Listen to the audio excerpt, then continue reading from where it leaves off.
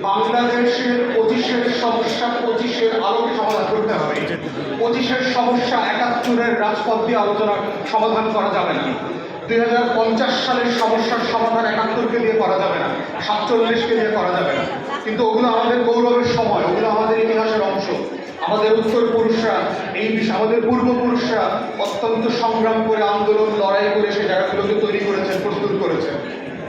AB পার্টির অবদানের জায়গা হচ্ছে ইস্যু বেসড পলিটিক্সকে আমরা পপুলার করেছি, যে বাংলাদেশে বংশগতীয় রাজনীতি, বাংলাদেশে পরিবার পূজার রাজনীতি থেকে বের হয়ে এসে যে নতুন রাজনীতি করা যায়, পিতা নয় পুত্র নয় সবার আগে বাংলাদেশ, এই স্লোগান আমরা দিয়েছি।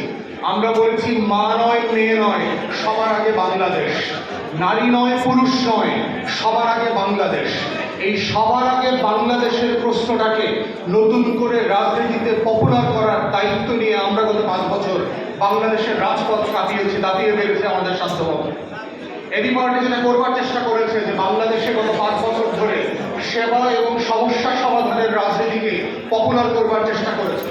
যে আমরা বলছি যে নতুন প্রজন্মের রাজনীতিটা আসলে কি হতে হবে, সেই সেকেন্ড জেনারেশন পলিটিক্সটা আসলে কি।